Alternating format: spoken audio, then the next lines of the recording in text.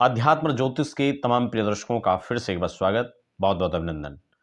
आपके साथ मैं हूं देवभूमि उत्तराखंड से डॉक्टर आचार्य आशीष और आज हम चर्चा करने वाले हैं ग्रहण को लेकर और साथ ही साथ होलिका दहन को लेकर के, क्योंकि सोशल मीडिया के इस दौर में फिर से इसके लिए एक गुंजाइश जो कि आपका कहीं ना कहीं भ्रम संशय का बना हुआ है, तो इसको लेकर विस्तार से चर्चा करेंगे। ग्रहण काल कब पड़ेगा, कैसे रहेगा, प्रदोष कब व्रत होगा, पूर्णिमा का जो पूर्णिमा का व्रत करते हैं, और साथ ही साथ होलिका दहन का समय क्या रहेगा, किस दिन हम होलिका दहन करेंगे, डिटेल में हम लोग इस पर चर्चा करेंगे। नए दर्शक है तो फटाफट चैनल को सब्सक्राइब कर लीजिए, बेल आइकन प्रेस कर लीजिए, क्योंकि यहाँ अध्यात्म ज्योतिष वास्तु और इसी प्रकार के संशय छेदा कार्यक्रम आपके लिए मैं समय समय पर लेकर आता रहता हूँ।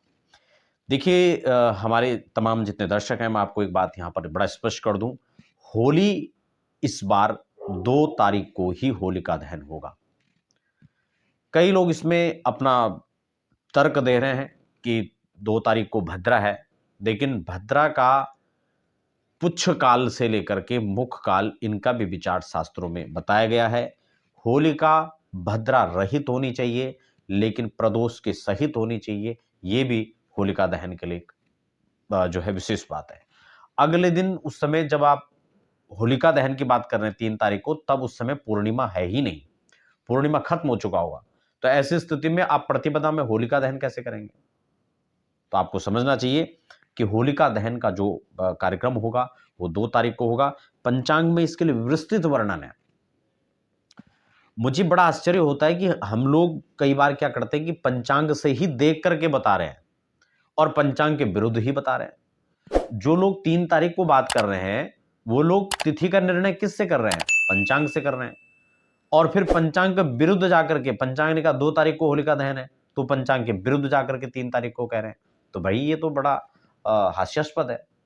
इसलिए जो लगभग 100-150 साल पुराने पंचांग हैं, उनकी एक अपनी गणना है, लगातार उसी हिसाब से वो गणना करते हैं और वहां पर बड़ा स्पष्ट जो है हर तिथि का और इन सब चीजों के मान के बारे में बताया गया। वहां बड़ा स्पष्ट कर दिया गया है कि प्रदोष में जो, क्योंकि भद्रा का मुख है वो यहाँ पर स्पष्ट किया गया है 26:38 से 28:34 तक, यानी ये काल इस समय भद्रा के मुख का है, इसको छोड़ दीजिए। जबकि ये तो अर्धरात्रि के बाद पड़ रहा है।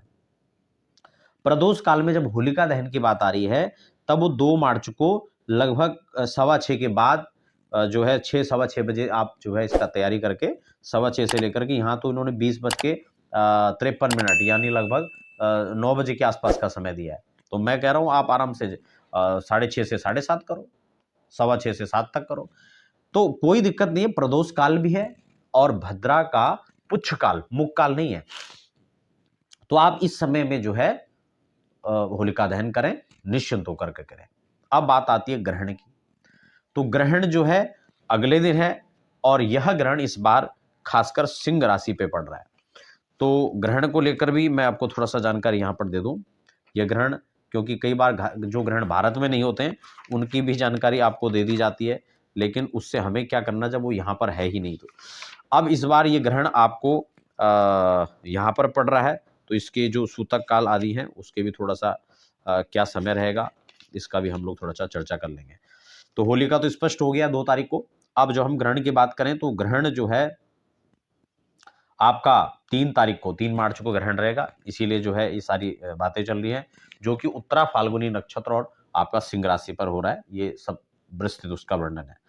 अब जो है यहाँ पर ग्रहण का जो स्पर्श काल है वो 5:20 से स्टार्ट हो जाता है और 3 घंटा 27 मिनट, लगभग 3.5 घंटे का ये ग्रहण है।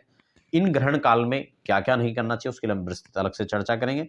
फिलहाल 3:20 से 6 रात्रि जो है 18:47 पर यह ग्रहण का मोक्ष होगा, अर्थात ग्रहण काल खत्म हो जाएगा। तो आशा करता हूं ग्रहण से संबंधित और होलिका दहन से संबंधित जानकारी आपको मिली होगी। ग्रहण की स्पेशली पूरी जानकारी मैं आपको अगले वीडियो में दूंगा। उसकी समस्त आपके राशियों पर क्या प्रभाव रहेगा और क्या क्या आपको करने हैं, क्या नियम होते हैं, ये सारी जानकारी आपको नेक्स्ट वीडियो में मिलने वाली है। फिलहाल बने रहें, धन्यवाद।